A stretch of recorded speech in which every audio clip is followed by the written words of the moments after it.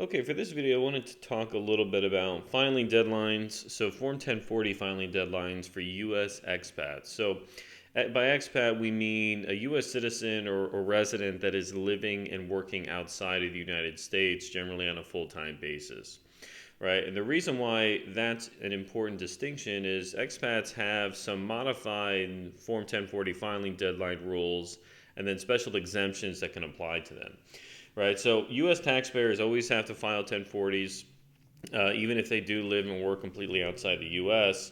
But if a taxpayer lives and works outside the U.S. or they are in the military and they're stationed abroad, the taxpayer can get an automatic 2 month extension beyond the April 18th deadline, right? So April 18, 2023 is the filing deadline for U.S. taxpayers for the 2022 tax year.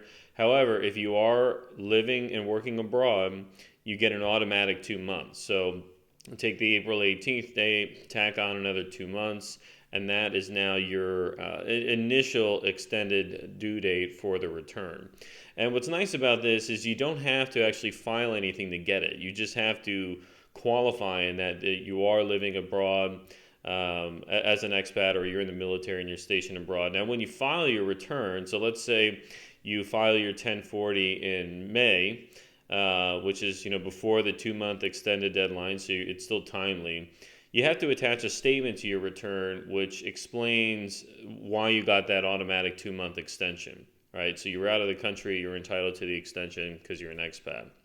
Now, although you can do that, what I recommend taxpayers do is always file the Form 4868, right? So you can still file the extension form if you're an expat. And the reason why I like that is, one, it does give you the additional 6 months up until October, right? So October 16th is the extended deadline.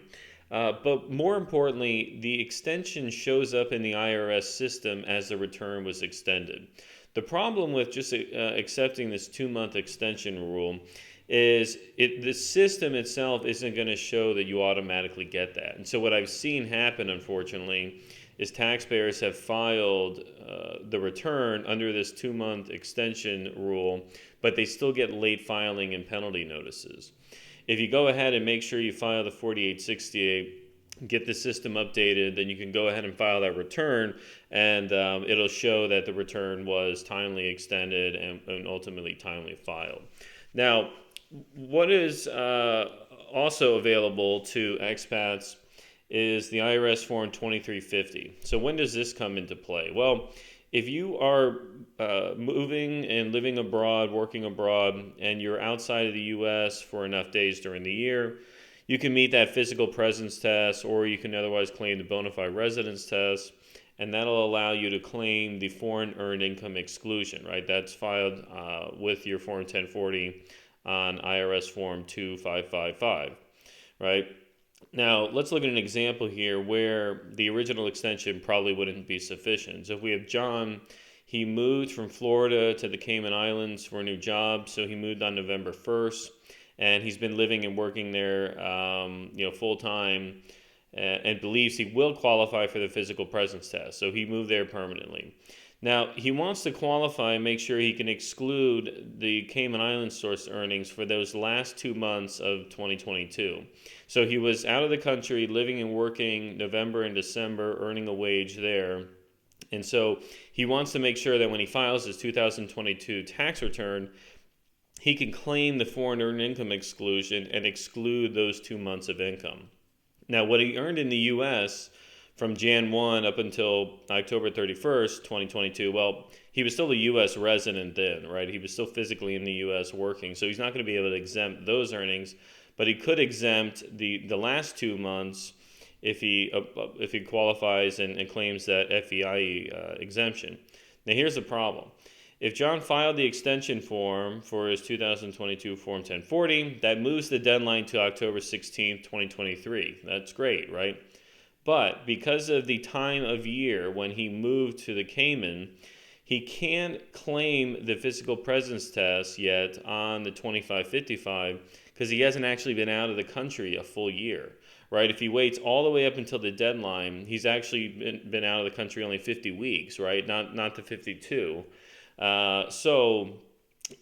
He can, in good faith, claim that physical presence test until he actually waits until October 1st, or sorry, November 1st, and he does a full day count as to how many days he was physically outside the U.S. and how many he was inside the U.S. So taxpayers in this position can file the Form 2350. So the 2350 form was really targeted for this kind of unique circumstance. And the form gives you an additional extension. It gives you an extra 30 days from the day you expect to meet the physical presence test. So if you're physically outside the U.S.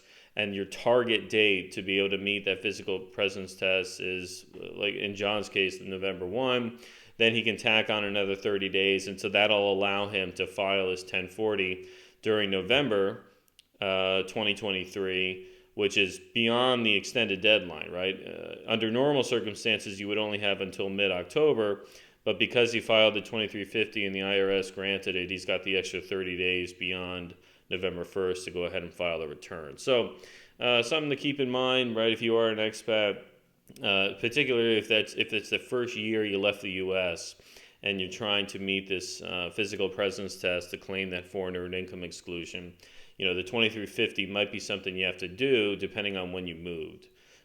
So always good to be mindful of these little unique, nuanced rules that apply to U.S. taxpayers that live abroad. All right, so that covers it for this video. Hope that was helpful. If you have any questions, leave me a comment below, and look forward to seeing you again on the next video. Thank you.